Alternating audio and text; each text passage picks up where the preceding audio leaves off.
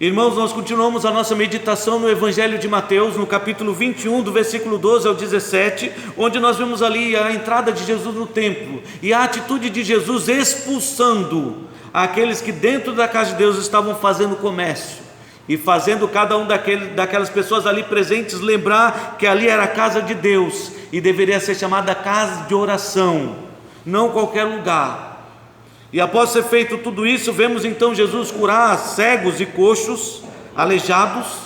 Vemos Jesus recebendo o louvor dos pequeninos, das crianças, e reconhecendo que é da boca dos pequeninos e das crianças de peito que viria o perfeito louvor, o reconhecimento de que Ele é de fato o Senhor.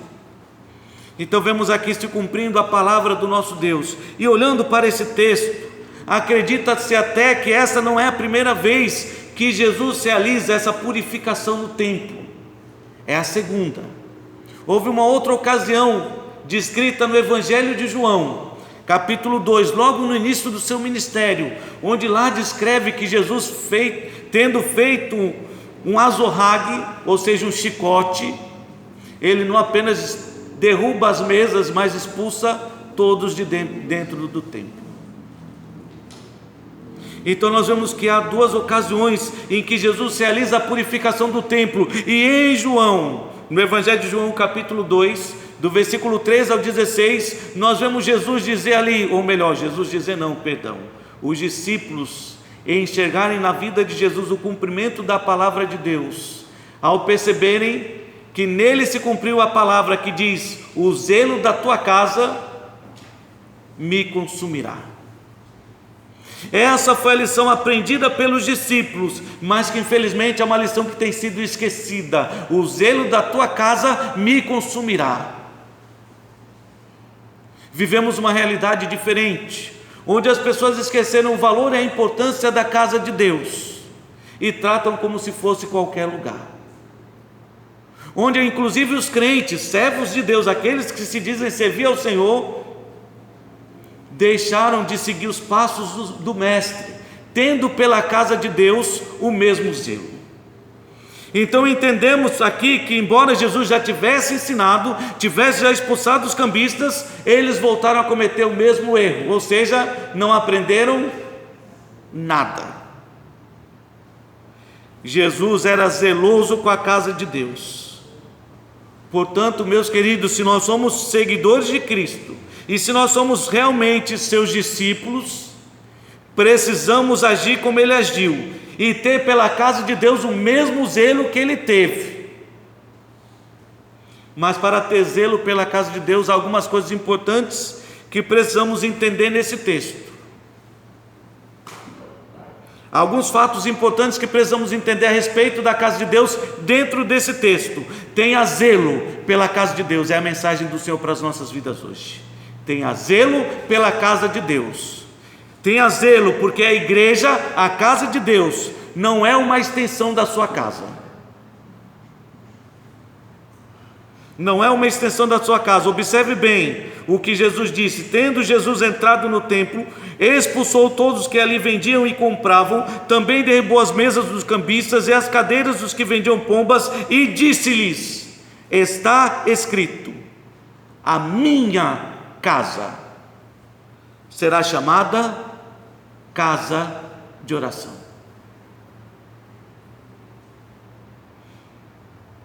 Se você deseja ter zelo pela casa de Deus como Jesus tinha, então a primeira coisa que você precisa colocar na sua cabeça é que a igreja não é uma extensão da sua casa. Não é. Não é uma extensão da sua casa, não é a casa da mãe Joana, não é qualquer casa, e não é qualquer lugar. É a casa de Deus. Jesus deixou bem claro: a minha casa será chamada casa de oração. É a casa de Deus. Este lugar onde nos reunimos para adorar é a casa de Deus. Precisamos resgatar o respeito e a reverência pela casa do Senhor. Precisamos resgatar aquele conceito antigo que já nos foi ensinado em Eclesiastes 5:1, que diz: guarda os teus pés quando entrares na casa do Senhor. Abram lá em Eclesiastes 5:1.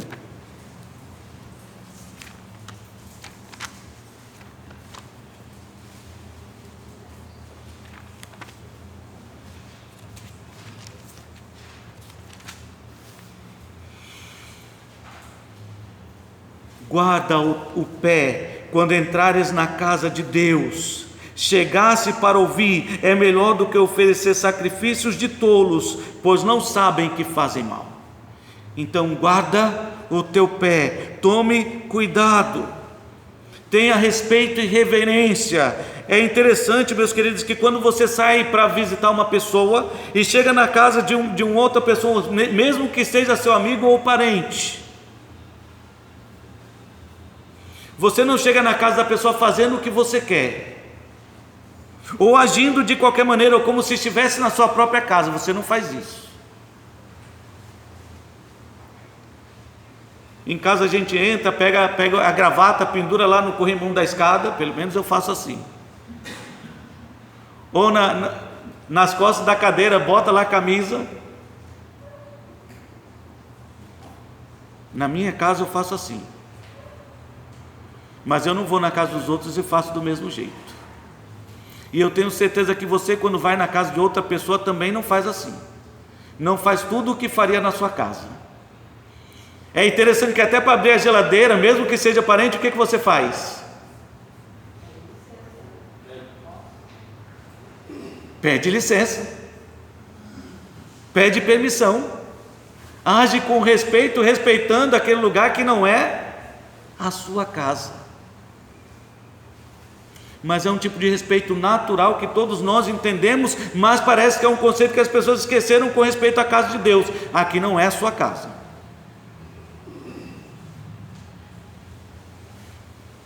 Precisamos zelar pela casa de Deus. Precisamos zelar para que esse respeito pela casa de Deus seja resgatado. Aqui é a casa de Deus. Se você respeita o seu amigo, o seu parente, então respeite também o Senhor. Porque aqui estamos nós, num lugar que merece sim o nosso respeito e merece sim a nossa reverência. É um lugar santo. Como foi para Moisés, caminhando no deserto, se encontrar com aquela sarça ardendo em fogo. E Deus disse para Moisés: Moisés, tira a sandália do teu pé, porque esse lugar que você está pisando é o quê? É santo.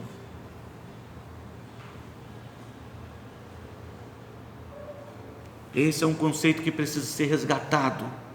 Se queremos ter zelo pela casa de Deus, precisamos entender ou colocar na nossa cabeça primeiro que a igreja não é uma extensão da nossa casa, é a casa de Deus. É aqui onde você se encontra com o Senhor, e é aqui onde esperamos que o Senhor também tenha acesso à sua vida. Então, quando vier, coloque isso já no seu coração e venha pronto para respeitar esse lugar santo. Havia no passado, no Velho Testamento, como há no Novo Testamento, muitas referências a esse cuidado, essa preocupação, esse zelo com a casa de Deus, um cuidado amoroso para que as pessoas encontrem neste lugar um ambiente propício para ouvir a palavra de Deus. Havia sim toda essa preocupação e todo esse cuidado que deve ser respeitado. Se você abrir em 1 Timóteo, eu até convido você a abrir comigo em 1 Timóteo capítulo 3.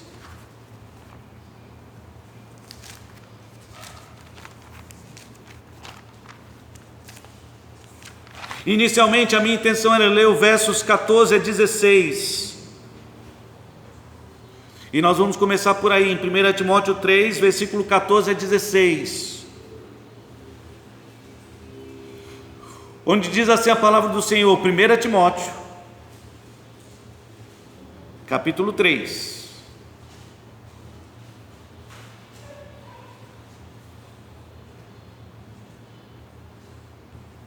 Versículo 14 a 16, diz assim: escrevo-te estas coisas, esperando em ver-te em breve, para que, se eu tardar, fique ciente de como se deve proceder na casa de Deus. que é a igreja do Deus vivo, coluna e baluarte da verdade. Evidentemente, grande é o mistério da piedade. Aquele que foi manifestado na carne, foi justificado em espírito, contemplado por anjos, pregado entre os gentios, crido no mundo e recebido na glória. Isso de fato é um grande mistério. Mas com relação a proceder na casa de Deus, o procedimento está aí já escrito para cada um de vocês. Paulo disse: eu estou escrevendo com essa finalidade, para que se eu não vier, ou se eu não for ao encontro de vocês, vocês fiquem cientes de como se deve proceder na casa de Deus. E o que Paulo estava falando sobre o procedimento dentro da casa de Deus, você nota aí no capítulo 2 de 1 Timóteo, no versículo 9, ele fala assim: da mesma sorte as mulheres em traje decente. Sim, uma coisa que as pessoas esqueceram, né? Tem um padrão para a roupa dos crentes? Não, tem sim um padrão. O padrão estabelecido por Deus, uma roupa decente. Uma roupa decente, que traga glória ao nome do nosso Deus. Nós não vamos para a igreja para um desfile de modas, não é esse o propósito. Mas a roupa do crente tem que ser coerente com alguém que está indo se encontrar com um rei. Garanto para você que se você fosse numa entrevista de emprego, você não iria vestir de qualquer jeito. E é por isso que eu não consigo entender como é que alguém consegue se arrumar tanto para ir numa entrevista de emprego e quando vai para a casa de Deus acha que pode ir de qualquer jeito. Não tem zelo, cuidado. Se ataviem com modéstia e bom senso, não com cabeleira frisada e com ouro. Ou seja, não precisa se preocupar também de ir lá no salão arrumar tudo, até colocar fio de ouro no cabelo para mostrar o quanto você é importante, porque não é isso que realmente importa para Deus. Ou pérolas, ou vestiário dispendioso, não, porém com boas obras, como é próprio de mulheres que professam ser piedosas. As mulheres aprendem em silêncio, com toda a submissão. E ele está falando do zelo dentro da casa de Deus, e está falando que dentro da casa de Deus não é um lugar de desfile de moda, como também dentro da casa de Deus não é lugar de você estar com conversa na hora do culto, atrapalhando os outros. Porque tem gente que parece que entra na igreja e resolve tirar na hora do culto o atraso das conversas. E não tem nada que atrapalha mais do que aquele zum, zum, zum, zum, zum, zum no fundo do salão. Incomoda todo mundo. Por isso que aqui a orientação é que aprendam em silêncio, não atrapalhem, ouçam com atenção. Quando Eclesiastes diz guarda o teu pé, ele também diz: chegasse para ouvir é melhor do que oferecer sacrifícios de tolos. Então venha pronto para ouvir, fale menos e ouça mais. Não permito que a mulher ensine, nem que exerça autoridade sobre homens, seja porém em silêncio. E aqui nada tem a ver com machismo, tem a ver com o que Deus vai estabelecer mais para frente aqui, no mesmo texto, os papéis dos pastores e diáconos e a função de cada um, e o papel que exercem dentro da casa de Deus. Então coloque na sua cabeça, precisamos ter zelo pela casa de Deus, e para ter zelo pela casa de Deus, precisamos entender que a igreja não é extensão ou uma extensão da nossa casa. Precisamos entender, voltando para Mateus, capítulo 21, que a igreja também não é um ponto comercial. Você vê aí a partir do versículo 12, que Jesus, entrando no templo, expulsou todos os que ali vendiam e compravam, também derrubou a mesa dos cambistas e as cadeiras dos que vendiam pombas. Jesus os expulsou. E se você abrir agora comigo lá no Evangelho de João, na primeira vez que Jesus teve essa mesma postura ou atitude,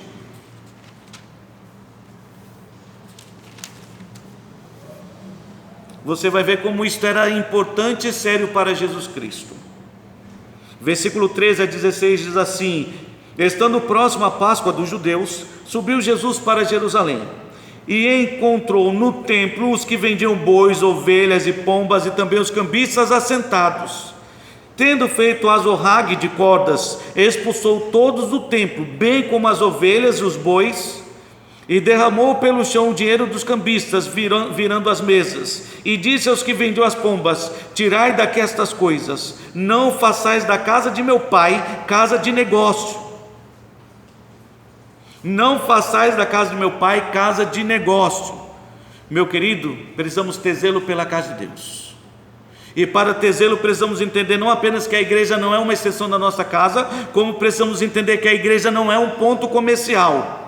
É uma vergonha, e é vergonhoso ver que em muitas igrejas se passa mais tempo falando sobre contribuição, sobre dinheiro, sobre prosperidade, sobre campanhas, e menos tempo falando da palavra de Deus. É uma vergonha. É uma vergonha que haja tanto apelo para o bolso do homem e menos apelo para que se arrependa e se converta. É uma vergonha. Parece que tudo dentro da casa de Deus está à venda. E até há quem use de certas justificativas espirituais, se é que a gente pode dizer assim, não é? Não estamos fazendo isso para ajudar a igreja. E aí fazemos campanhas para levantar fundos dentro da igreja, bazar, venda de bolo, de salgados e tantas outras coisas. Eu fico pensando, se Cristo entrasse pelas portas dessas igrejas, o que ele faria? Porque deixa eu deixar bem claro uma coisa para vocês. Olhando o que Jesus fez nas duas ocasiões, em João e em Mateus 21, João capítulo 2 e Mateus 21. A igreja não precisa dessas campanhas. Sabe o que ela precisa para se manter? Crentes fiéis. É só isso que a igreja precisa. Porque quando há crentes fiéis, Deus abençoa, Deus supre, e Deus transforma, como transformou na situação dos crentes da Macedônia, que estavam em extrema pobreza. Deus transforma a pobreza em abundância. Foi o que o Paulo disse. Eles que estavam em extrema pobreza suplicaram a graça de também poder contribuir, e o que eles contribuíram foi extremamente abundante, porque foram fiéis primeiro a Deus, deram-se primeiro a Deus e depois a nós.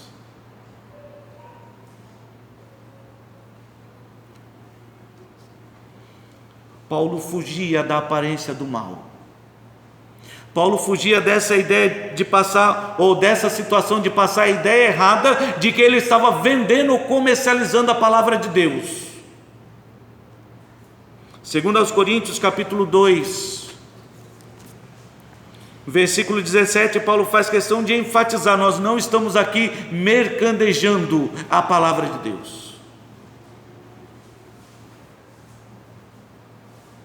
Porque nós, segundo aos Coríntios capítulo 2, versículo 17, porque nós não estamos como tantos outros, e é interessante que Paulo fez questão de mencionar como tantos outros, já na sua época, quem dirá nos dias de hoje.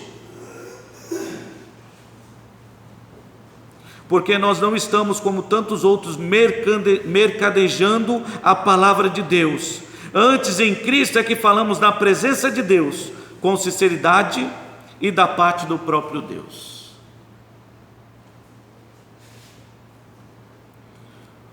Paulo evitava falar sobre essa questão da contribuição, e é evidente que mesmo tendo direito como missionário de ser apoiado, sustentado por uma igreja, Paulo fazia questão de não ser pesado aos irmãos. O que Paulo fazia? Ele trabalhava, fazendo tendas, para não passar a ideia errada no local onde ele estava evangelizando, de que o propósito dele ali era apenas levantar dinheiro.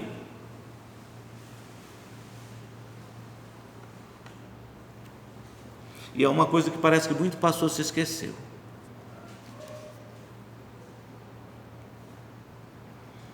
A igreja não é um ponto comercial. Você não vem para a igreja nem para comprar, nem para vender, muito menos para negociar com Deus.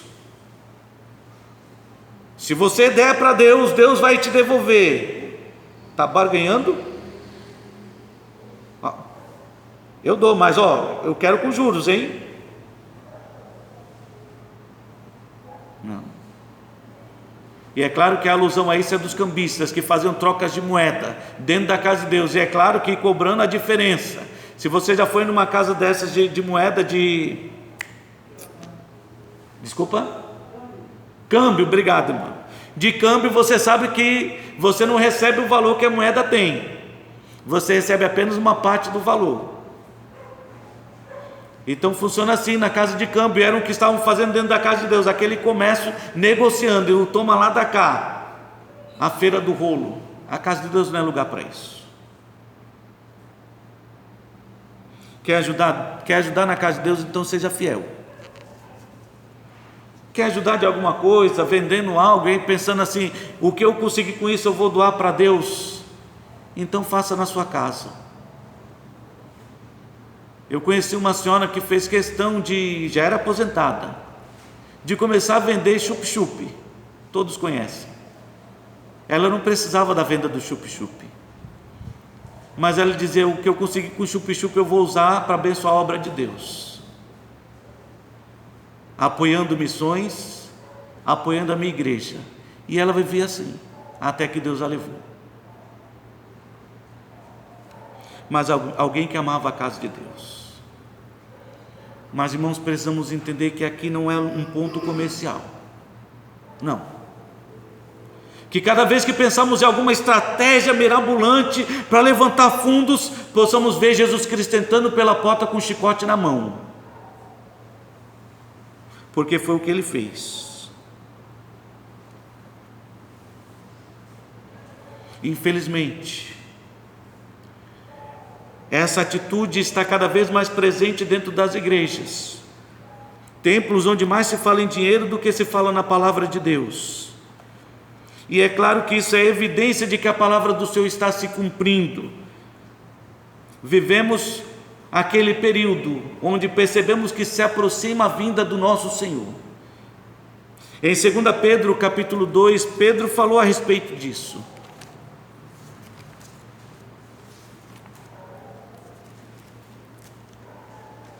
E embora seja a realidade dos nossos dias, podemos afirmar sim que isso é uma vergonha. É vergonhoso ver isto dentro de lugares que deveriam ser chamados da casa de Deus.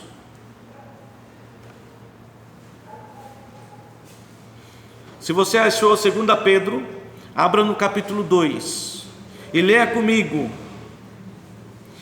versículo 1 a 3, onde diz assim a palavra do Senhor: assim como no meio do povo surgiram falsos profetas, assim também haverá entre vós falsos mestres, os quais introduzirão dissimuladamente heresias destruidoras, até o ponto de renegarem o soberano Senhor que os resgatou, trazendo sobre si mesmos repentina destruição. E muitos seguirão as suas práticas libertinas, e por causa deles será infamado o caminho da verdade. Também movidos por avareza, estes homens que já envergonham o caminho de Deus, ou o evangelho de Cristo, por avareza farão comércio de vós, com palavras fictícias. Saibam que para eles o juízo lavrado a longo tempo não tarda, e a sua destruição não dorme.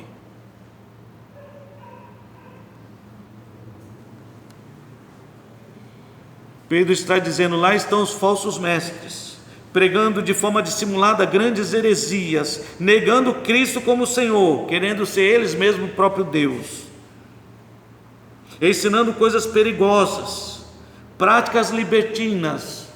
Cada um pode viver do jeito que quer, envergonhando o evangelho, e movidos por avareza farão comércio de vós com palavras fictícias. Leve esse vidrinho aqui, viu? Água do mamoto, e Deus vai abençoar a sua vida. O mar já é morto, como é que alguma coisa morta pode abençoar alguém? Não faz sentido. óleo, água e tantas coisas que se comercializa hoje dentro da casa de Deus, até uma rosa. Está com problema no casamento, leva essa rosa aqui que foi ungida, e agora seu casamento vai para frente. Já vi muito casamento acabar por causa disso. Eu lembro de um colega nosso, eu tenho que rir porque nós estávamos estudando juntos no seminário, e ele contando que certa ocasião ele entrou numa dessas igrejas, num culto para casais. Não sei se posso chamar de culto, desculpa. Diziam que era um culto para casais, para resgatar os casamentos, e ele estava namorando com a moça, e as coisas não estavam indo muito bem. Ele falou: vou tentar a última coisa que me vem na mente, eu vou nessa igreja então ver se dá certo. E ele disse que chegou nessa igreja, ele assistiu toda a programação, e no final resolveram vender uma rosa que ia abençoar o relacionamento deles. Ele liso. É até engraçado uma coisa dessa. Como é que alguém convida uma moça e é liso, né? Ele levou a namorada, estava liso, aí cutucou a moça até pegar o dinheiro dela para poder pagar a rosa, para dar rosa para ele, para o namoro deles caminhar para frente, porque estava muito turbulento. E o pastor dizia que se ele levasse a rosa, o relacionamento ia caminhar bem, abençoado por Deus. Ele disse que comprou no domingo, na segunda acabou o relacionamento. Aí ele quis voltar para brigar com o pastor, porque a rosa não funcionou. Não sei nem se pode dizer que a rosa estava com defeito. Mas, irmãos, a gente dá risada da experiência desse meu colega, mas fica triste por outro lado, vendo quantas pessoas são iludidas e enganadas, achando que a casa de Deus é um ponto comercial onde você negocia com Deus a bênção que talvez Deus vai lhe dar. E não é assim. A bênção de Deus, ela é gratuita. Deus provou o seu amor para conosco quando nós ainda éramos pecadores. Ele não esperou nem a gente se converter, não. Ele demonstrou o seu amor para conosco sendo nós ainda pecadores, e fez isso de graça. Porque embora o salário do pecado seja a morte, o presente gratuito que Deus nos dá é a vida eterna, e é o que importa. Então, se nós queremos ter zelo pela casa de Deus, precisamos entender que a igreja não é uma extensão da nossa casa, a igreja não é um ponto comercial, e a igreja não é um pronto-socorro.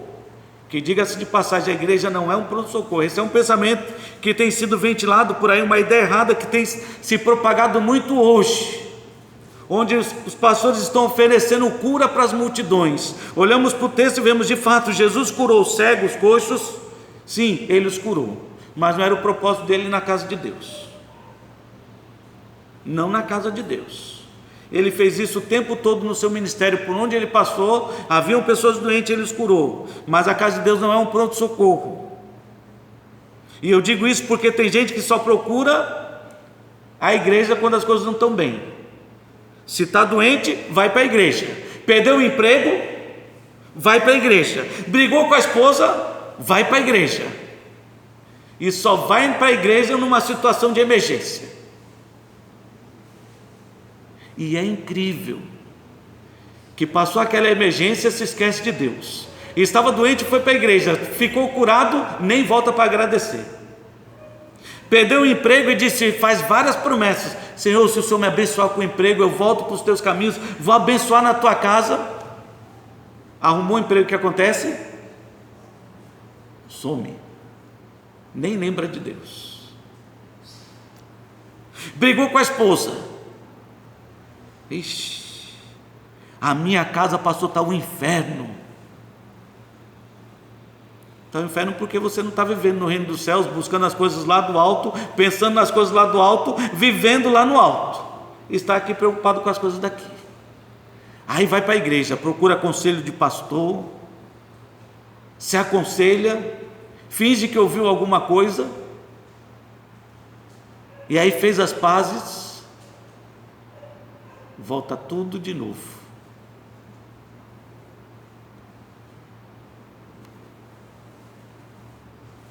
Tinha um rapaz que eu conheci que fazia isso. Um homem que fazia isso. Enchia a cara, chegava em casa, fazia, pintava e bordava.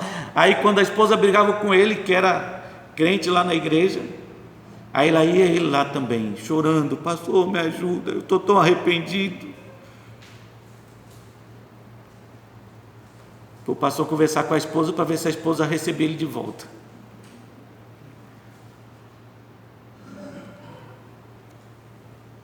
Parou quando eu disse que se ele não se arrependesse e mudasse de vida,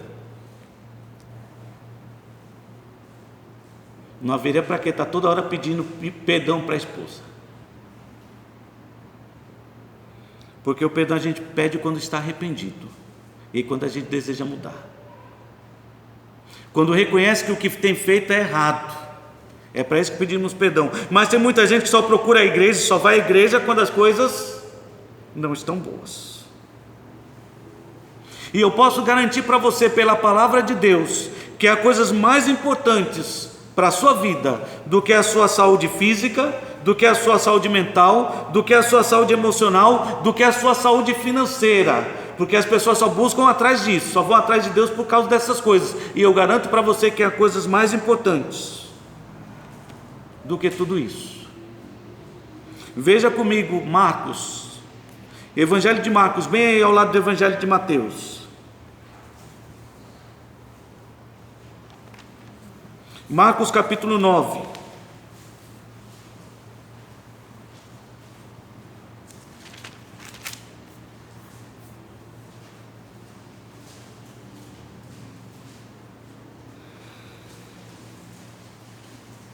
O que Jesus estava ensinando para aquela multidão aqui no Evangelho de Marcos, capítulo 9, versículo 42, pode chocar muitos hoje. Mas o que Jesus queria ensinar é que há coisas mais importantes e que nós muitas vezes não atentamos para elas. Ele diz assim: quem fizer tropeçar um destes pequeninos crentes, melhor lhe fora que se lhe pendurasse ao pescoço uma grande pedra de moinho e fosse lançado ao mar. E se tua mão te faz tropeçar, o que ele diz aí? Corta. Pois é melhor entrar esmaneta na vida do que tendo as duas mãos ires para o inferno, para o fogo inextinguível, onde não lhes morre o verme, nem o fogo se apaga. Se o teu pé te faz tropeçar, corta-o. É melhor entrares na vida aleijado do que tendo os dois pés seres lançados no inferno, onde não lhes morre o verme, nem o fogo se apaga. E se um dos teus olhos te faz tropeçar, arranca-o. É melhor entrares no reino de Deus com um só dos teus olhos do que tendo dois e seres lançado no inferno, onde não lhe morre o verme, nem o fogo se apaga. É melhor. Vocês perceberam? É claro que Jesus não estava dizendo para você cortar a sua mão, cortar o seu pé, arrancar o seu olho, não era isso, mas ele queria mostrar de forma bem clara e de forma enfática para aquelas pessoas que não importa se você tem ou não os dois braços, se tem as duas pernas ou não, não importa se você tem tudo aquilo que você queria ter de prosperidade, de bens materiais, não é isso que importa, porque você pode ter tudo isso e ir para o inferno. De que adianta o homem ganhar o mundo inteiro e perder a sua alma? De que adianta? Foi por isso que Jesus contou a história daquele homem rico e de Lázaro, o mendigo que vivia à porta da sua casa. Os dois morreram. A diferença é que Lázaro, o mendigo que não tinha nada nessa vida, nem recebeu a prosperidade de Deus, recebeu aquilo que realmente importava: o conforto do Senhor nos céus. Enquanto o homem rico, que achava que tinha tudo nessa terra, descobriu que o que tinha não valia para nada, nem para comprar uma passagem para o céu. Foi parar no inferno, no lugar de tormento. Quando abriu os olhos, que lugar terrível. Aí percebeu que tudo aquilo que ele corria atrás durante a sua vida era, como diz Salomão em Eclesiastes, vaidade de vaidade. Tudo era como correr atrás do vento. E assim há muitas pessoas que não entendem isso. Vêm à casa de Deus achando que é um pronto-socorro só nas emergências, para conquistar aquilo que eles acham que é importante: saúde física, mental, espiritual, financeira, mas esquecem da única coisa que realmente importa: a sua alma. E parece que tem muito pastor que também não entende isso. Estão oferecendo aí prosperidade, ao invés de oferecer o reino dos céus. Jesus veio ao mundo e ele não veio pregando a prosperidade, ele veio pregando o reino dos céus. Arrependei-vos, porque é chegado o reino dos céus. Mas arrependei-vos.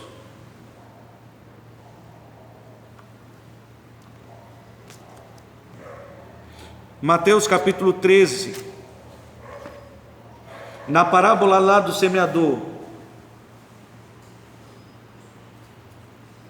Mais uma vez percebemos o quanto a nossa alma é preciosa, mas as pessoas não compreendem. Estão buscando a Deus por coisas materiais, esquecendo daquilo que realmente importa. Mateus capítulo 13, do versículo 13 até o versículo 15, diz assim a palavra de Deus: por isso lhes falo por parábolas, porque vendo não veem. Eles estão vendo tudo que eu tenho feito, mas parece que não enxergam. E ouvindo, eles não ouvem. Eu prego, mas eles não entendem. Não ouvem nem entendem. De sorte que neles se cumpre a profecia de Isaías: ouvireis com os ouvidos e de nenhum modo entendereis, vereis com os olhos e de nenhum modo percebereis, porque o coração deste povo está endurecido. De mau grado ouviram com os ouvidos e fecharam os olhos, para não suceder que vejam com os olhos, ouçam com os ouvidos, entendam com o coração, se convertam e sejam por mim curados. Você percebeu o que Jesus está dizendo? O coração está tão duro que eles não conseguem ouvir, não conseguem ver, enxergar a realidade diante de seus olhos, não entendem com o coração e não fazem aquilo que realmente importa. Se convertam e sejam por mim curados. E se você ler em Isaías capítulo 6, versículo 9 e 10, não vamos ler, você vai ver que aqui Jesus substituiu a palavra usada em Isaías, que não é curado, mas salvo, por curados, porque Jesus se referia à doença mais grave presente no coração do homem, a pior de todas as enfermidades. Não era o câncer nem a AIDS, muito menos o Covid. Não era. A pior enfermidade presente na vida do homem chama-se pecado, que é o que nos leva para o inferno. A falta de arrependimento, de conversão, a dureza de coração, isso sim é uma grande enfermidade. E Jesus estava ali para trazer esta cura, mas eles não queriam. Muitos foram curados. É só você lembrar da ocasião em que 10 leprosos procuraram Jesus para serem curados. Quantos voltaram para agradecer? Dos 10 que foram pedir para ser curado, que foram curados, só um voltou para agradecer. E assim são os homens, achando que a igreja é um pronto-socorro onde você vai no momento de emergência e deixa Deus para um outro momento, outra ocasião, quando estiver doente. Não, a casa de Deus não é um pronto-socorro. É o lugar onde você vai ouvir a palavra de Deus, dizendo para você que você precisa se arrepender e se converter, porque se você não se converter, jamais verá o reino dos céus. Jamais.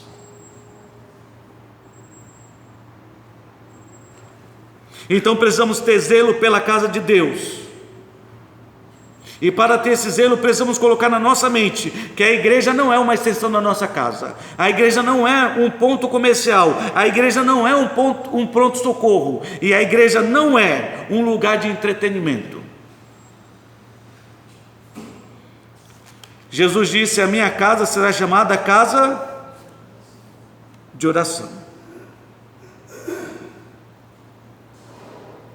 Não será uma casa de diversão, de novidade. Tem muita gente atrás de novidade.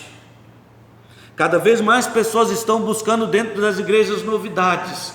Pastor, vamos fazer alguma coisa diferente para ver se nós atraímos os jovens.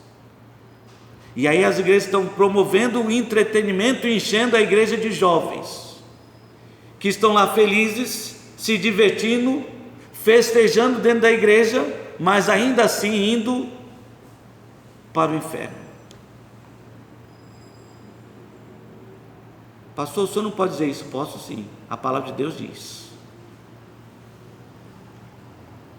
Não ouvem, não entendem, não aceitam, não se convertem e vão para o inferno.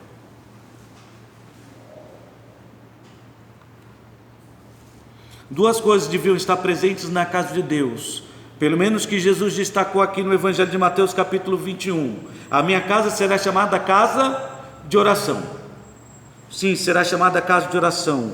Depois vieram os cegos, os coxos, ele os curou. Os principais, vendo o que Jesus estava fazendo e vendo o que as crianças estavam dizendo, Hosana ao filho de Davi, eles tentaram questionar Jesus: você não está ouvindo o que eles estão dizendo? E Jesus disse: da boca dos pequeninos sairá o perfeito louvor. Então Jesus estava ensinando ali que dentro da casa de Deus, que não é um lugar de entretenimento, deveria ser sim um lugar para a oração, para o louvor a Deus, e não apenas para isso, mas também para o ensino da sua palavra. Abre em 2 Timóteo capítulo 3, e nós vamos ver que essa triste realidade que nós vivemos hoje, de pessoas que vão à igreja atrás de entretenimento, de novidade, não é uma novidade para Deus. Não é uma novidade para Deus. Porque a realidade que nós vivemos hoje é descrito em 2 Timóteo como os últimos tempos. Tempos difíceis. Sim, tempos difíceis. 2 Timóteo capítulo 3. E nós vamos ler 2 Timóteo capítulo 3 de 1 a 5 e o capítulo 4 também dos versos de 1 a 5.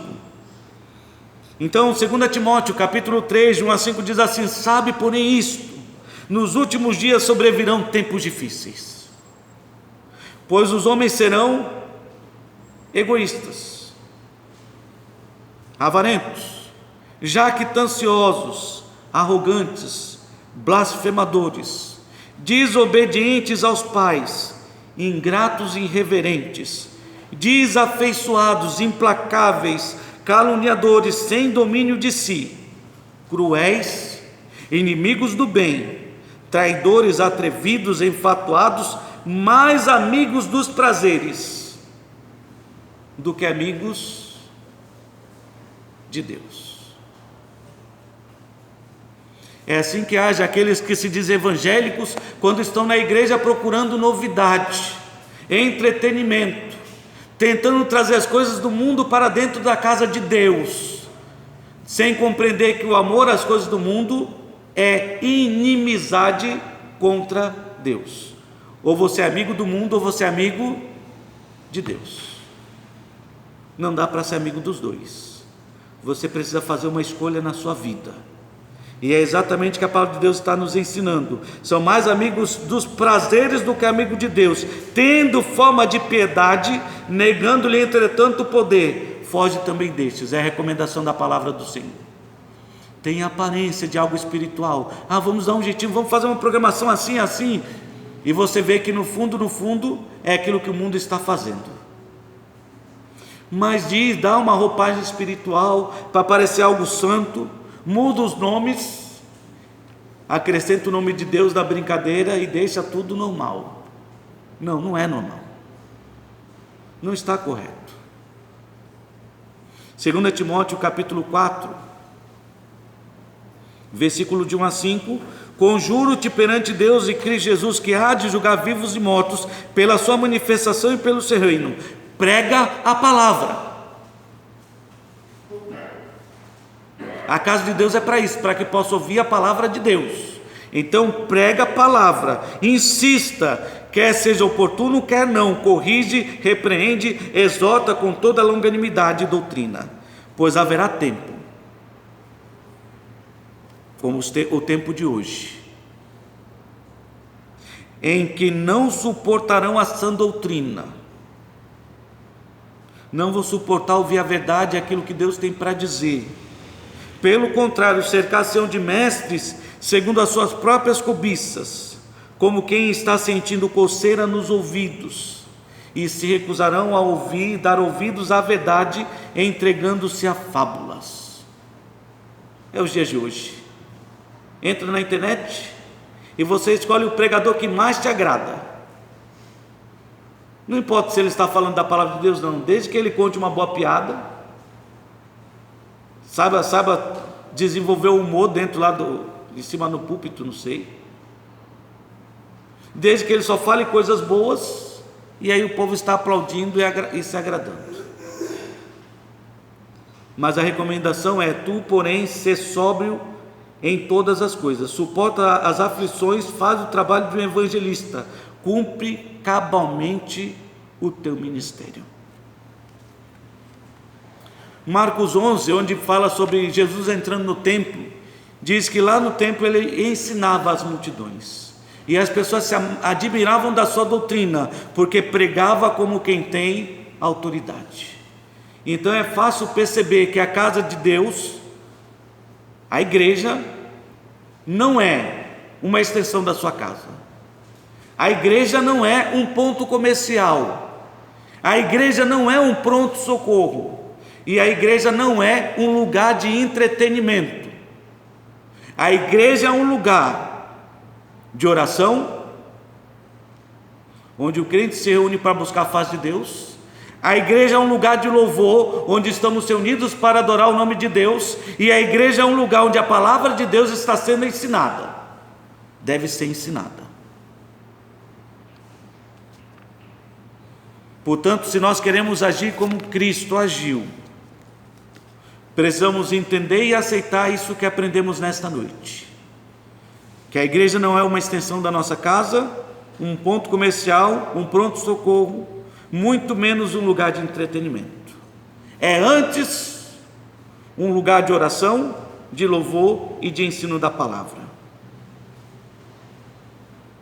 Então, meus queridos, quando chegarmos na casa de Deus, vamos entrar na casa de Deus prontos para orar, prontos para louvar e prontos para aprender da sua palavra. É esse o sentimento que deve estar no nosso coração. Notaram o que há de novo? Nada. Orar, louvar e aprender. Não há nada de novo, nem novidade.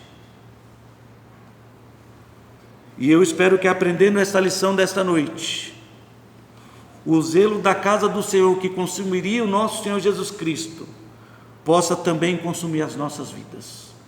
Que tenhamos zelo pela casa de Deus, como um lugar de oração, de louvor e de ensino da sua palavra. Que Deus nos abençoe.